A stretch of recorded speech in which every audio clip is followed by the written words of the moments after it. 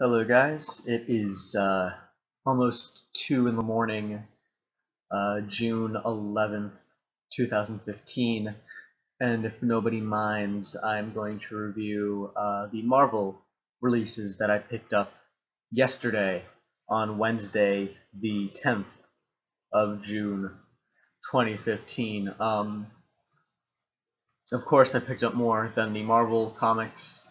This week I picked up some DC, I picked up some non-Marvel or DC books, but this video is just the Marvel books I picked up this week, and I think it might be the only video I put up right now, because like I said, it's almost 2 in the morning, and I do plan on getting some sleep tonight, so we'll just see how all of this goes.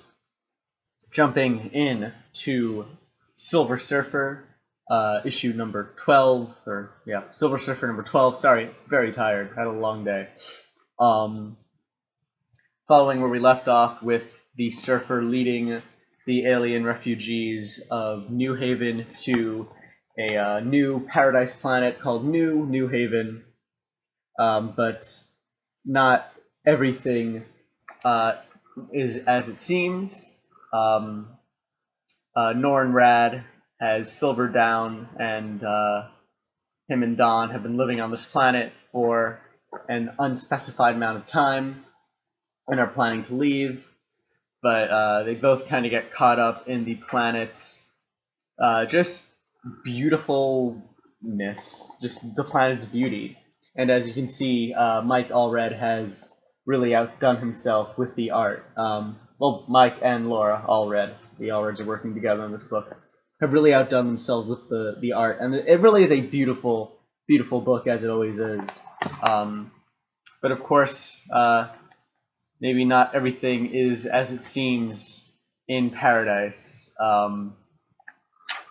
and there's a bit of maybe a Hotel California vibe is probably a good way to put it.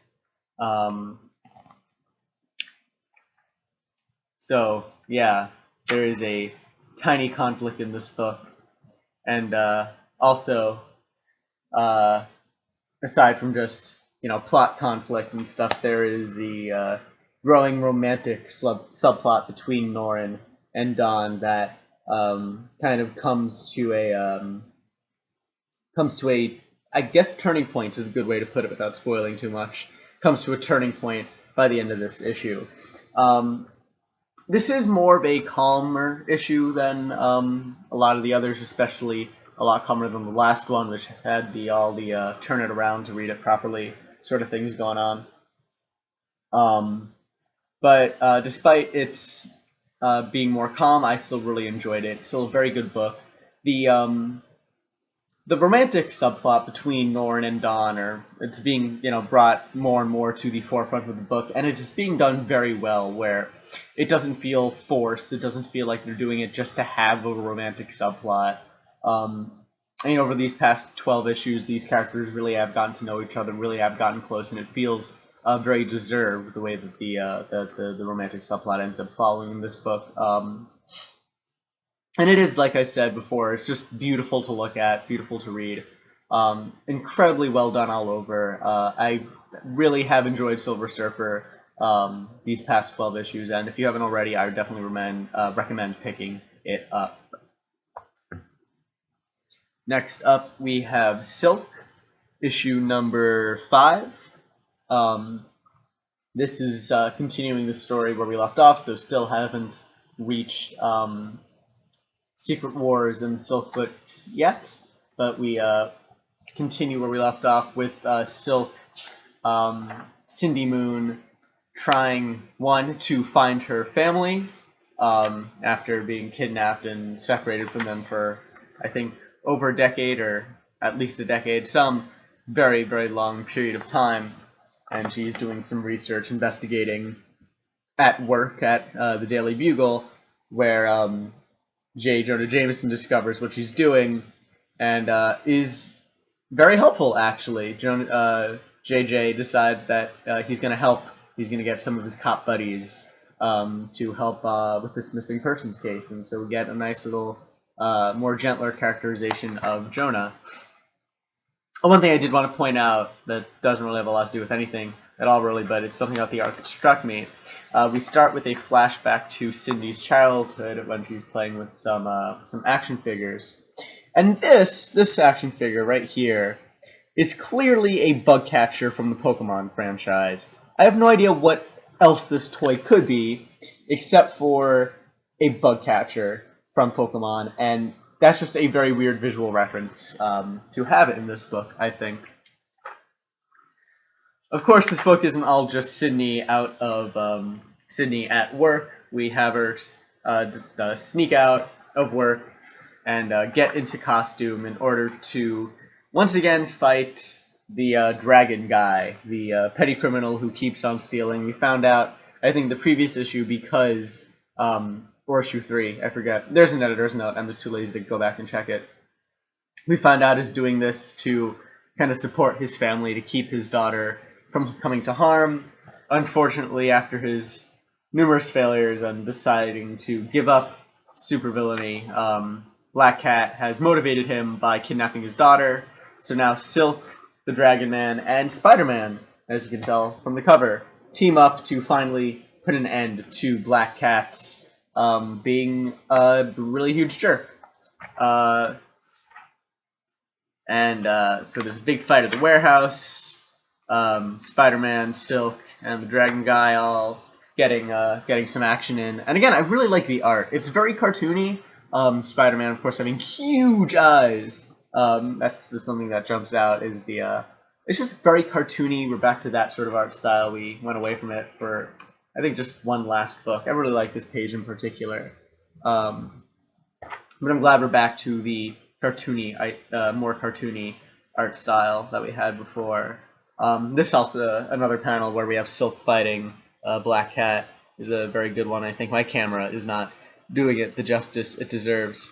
But so yeah, we have a rematch between Silk and Black Cat, and the issue ends shortly after that. I'm not going to spoil exactly how, but once again, there's another twist upon the Silk story. I don't think Silk is going to be a major player in Secret Wars, if at all. I think this book is just going to continue keeping on with what it's doing, and I'm fine with that. I really like where the story is going. I really like how Sydney Moon is developing as a character. I like the art of this book. There's just not much to dislike, I don't think. So if you're a fan of Spider-Man, if you've been wanting to read more female-led books, then Silk is a definite recommendation from me. Continuing on the trend of spider-powered super females is, what a weird way to put that, is Spider-Gwen issue 5. I complained last issue how I didn't feel this universe was really being built fast enough. It seems like the world is being discovered kind of issue by issue instead of the writers kind of having an idea of what this world is and letting us not explore, but like letting us explore what's already there instead of discovering what wasn't there before, if that makes any sense. Like instead of creating new things every issue, it seems like we should be exploring a world already created. I don't know, but I didn't. While a lot of the book worked, I especially liked in the last issue had the Parkers, and I like the characterization of Ben and May Parker in the Spider-Gwen universe. And I like how all the characters interact. I didn't feel like they were interacting in a world worth having completely separate from the main universe. If you've been keeping up with Marvel post-Secret Wars news, you know that shouldn't really be a problem in the coming few months, but we still have to close off the story that we have built here. This issue kind of, I don't want to say solves the world building problem, but addresses it by introducing an entirely new Black Cat, who they're calling the Cat Noir or Chat Noir. I don't know. It's in French. A lot of this book is in French. It's translated, thankfully, but yeah, Les Vengeances de Chat Noir, and I just murdered the French language there, but so what? They'll get over it. They're French. That's what they do. But yeah, this book kind of revolves around this new Black Cat, who is kind of a French Lady Gaga-esque personality. They frame her. She's, yeah, this is kind of the panel where we're introduced to what she looks like. She's also a musician like Gwen and the Mary Janes and that whole band thing. So she's kind of the Lady Gaga to their, I guess, Ramones. Hopefully you guys know enough about music to know that comparison. But she's like the very post-production heavy pop diva, and they're very punk and garage. But they're performing at the same concert. The Mary Janes are opening for Felicia Day. Not Felicia Day. Fuck. Felicia Hardy. I said 2 in the morning. I'm very tired. And after kind of introducing us to the new Black Cat and how she's related to the Matt Murdock of this universe, Matt Murdock being an enforcer for the Kingpin in this universe, he killed Black Cat's father, and so now Black Cat wants revenge. The old Inigo Montoya bandit. You killed my father. Prepare to die.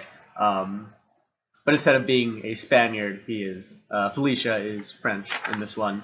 But they have a great big fight in the middle of the concert. Very stylish art here. I really like it. It's colorful. It's full of personality.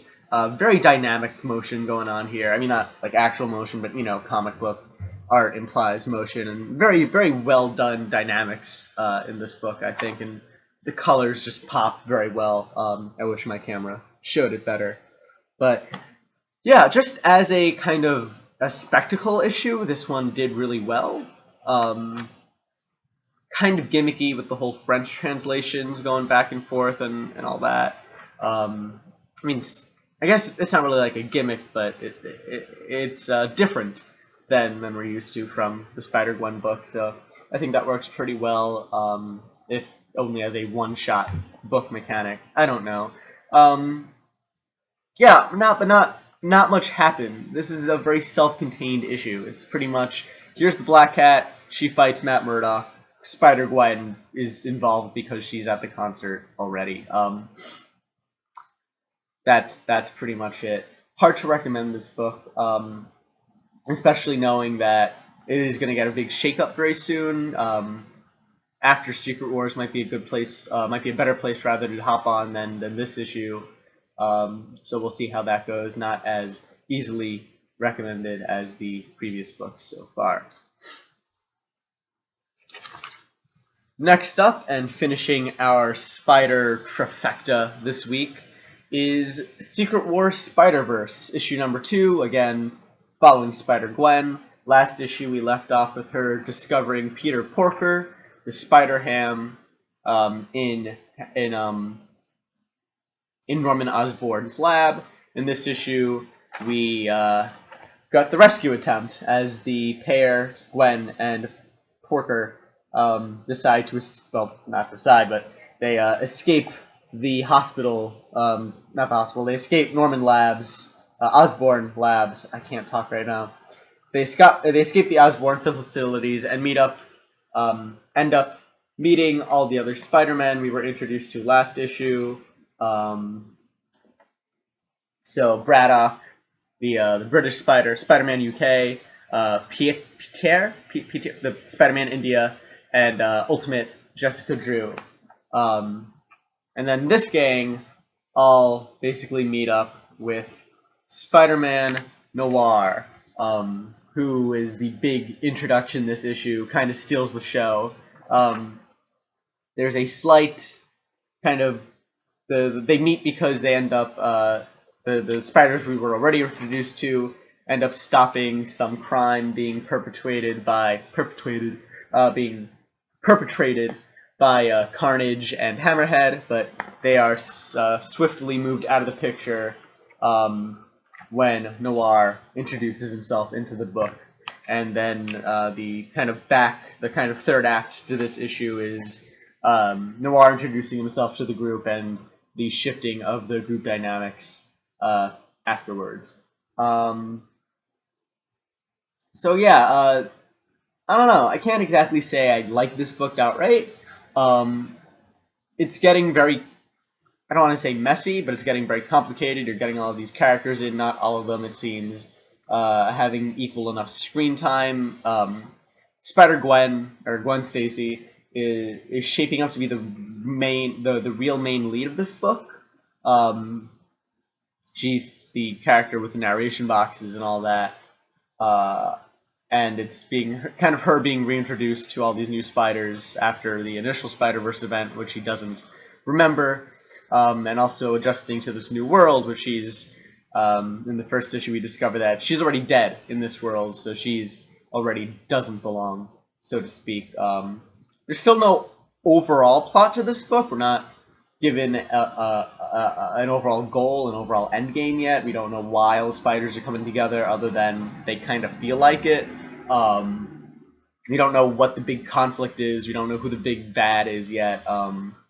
So, yeah, it's just a bunch of people meeting each other for no apparent reason other than they share superpowers. But I did like Noir's characterization in the book. He reads very... just very kind of overpoweringly noir. He talks like he's out of a 1930s movie. He calls Spider-Man India a swami living above the Chinaman restaurant, and then all the other characters chew him out for being racist. He's talking about how he always has to prepare for the worst because there's a wartime, and then at the very last page of this book, we're introduced to there's more villains, not bigger villains, just more villains, increasing the number instead of the quality right now. But we'll see where this goes in issue 3, and I think this is getting a 4th issue, so I'll keep on reading it until it gets unreadable, either by quality or because it ended. Next up is Ultimate End, issue number 2. Another Secret Wars tie-in. Last issue, we discovered that in the Battle World version of Manhattan, there seems to be 2 of every hero. There's the Ultimate version and the 616, or main Marvel Universe version.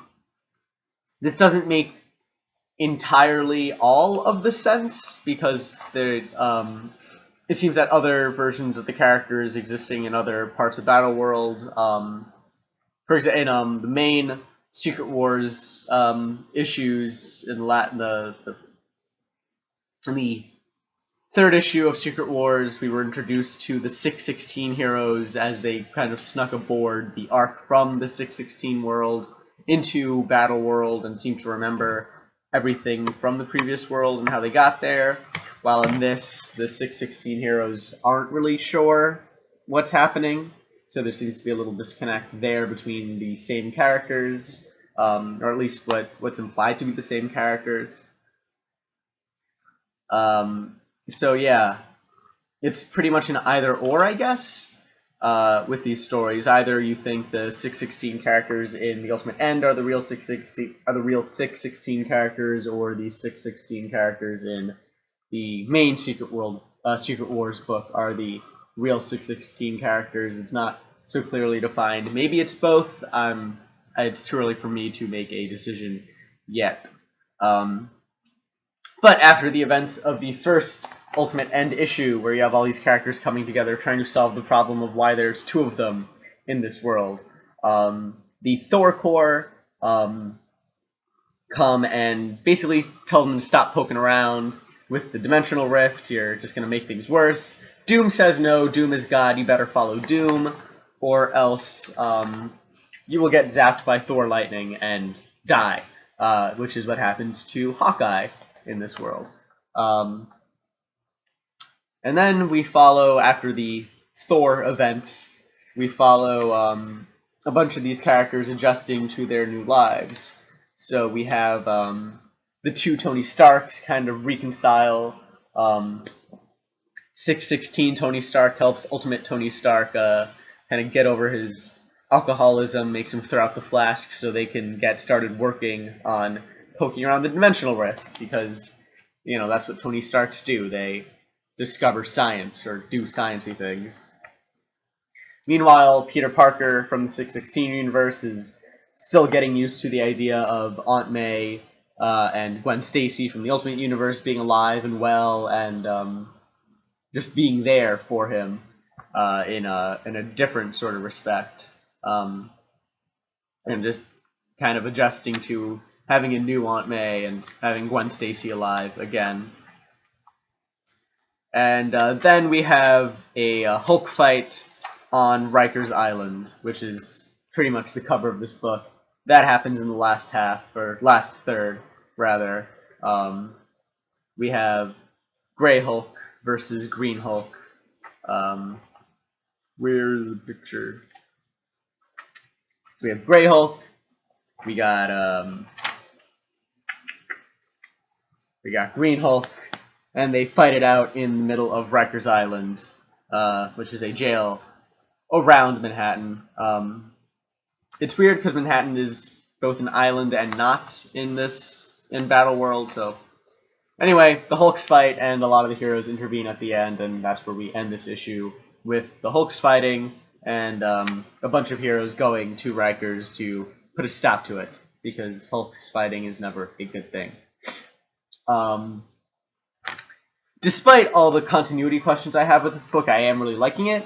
I am liking how basically all the characters, despite there being two of all of them, are different. There's a stark contrast between Ultimate Tony and 616 Tony, and seeing them interact. It's not like watching a character talk to himself. It is two different characters that just happen to have almost everything in common talking to each other, and they really play off each other well, which is good. And that's pretty much expected from all these characters. That's the same for all these characters. They all have distinct personalities despite not being completely distinct characters, and I'm really enjoying it so far, so I recommend it. And the last Marvel book that I picked up this week is Captain Marvel and the Carol Corps, issue number 1. Pretty standard issue number 1 fare, setting up the story. First, we are introduced to the Carol Corps, and it seems like they're pretty typical kind of army story archetypes. You have Captain Marvel, who is not much changed from the Captain Marvel character we're used to. We have the soldiers. We have kind of the naive one, the tough one, the like the second in command. Like, they're not really given characters, they're given types, and the types are explored when they interact with each other. But I'm sure they'll develop as the story does. But just a quick introduction, this is who all these characters are, and how they interact with each other right now. We follow the Carol Corps as they're on a mission, but then the mission is taken over by the Thor Corps. So the Carol Corps retreat, they're not needed anymore. But Captain Marvel stays by to see the aftermath of the Thor Corps' action, where she runs into Kit, who is the Thor of the Captain Corps part of Battle World. What's it called? It's, we don't get a name for this domain, I don't think. Holofield. So, the Thor of Holofield is Kit, who is the kind of the kid psychic character from the Captain Marvel books.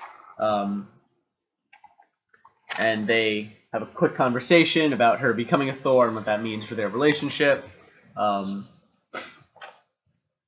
As Captain Marvel returns to base, we're introduced to another part of the Thor Corps, B, who is kind of the nerdy Galileo type of the group. Of course, on Battle World there are many rules, and there are many kind of just dogmatic ideas. So one of them is that there are no stars, that the sky has a finite end, and there's nothing beyond the sky. And B starts questioning, well, there has to be something behind there. Why can our equipment measure things deeper than the sky if the sky has a definite ending, and that's the end of the universe? And she inspires Carol to start questioning other things around her. There's the whole, is it science or is it blasphemy argument going on here, which is very familiar to anyone who's read anything about Galileo at all. And especially as Doom is kind of the god, he's the church, and she's questioning his authority, saying, this doesn't make any sense, there has to be more out there than Doom is telling us about. Which, gets Captain Marvel to start questioning things, and by the end, she is on a mission to see what lies beyond the sky, which just thematically is very in line with the Captain Marvel that Kelly Sue DeConnick has been writing for the previous however long she's had the book. So yeah, just very, very good start.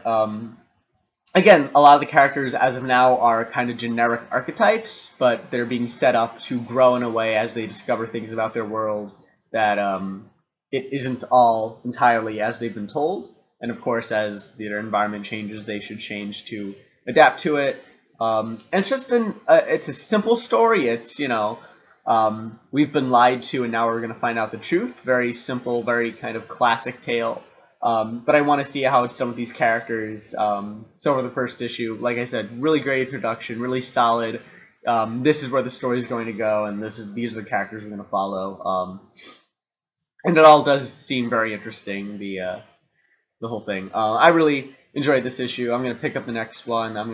I'm looking forward to it, and I recommend that you guys pick it up too if you have any interest in this whatsoever. And that is it for the Marvel books that I picked up this week. If you're interested in seeing the DC books or the Image and non-Marvel DC books that I picked up this week, those will be in following videos. I haven't read them yet either, so I don't know. I can't really tease you at all about what they are. But yeah, thank you for watching this video. I hope you enjoyed it. If you did, please like it. If you want more of these, please subscribe so you don't have to, constantly look for my channel or whatever every week to see these videos.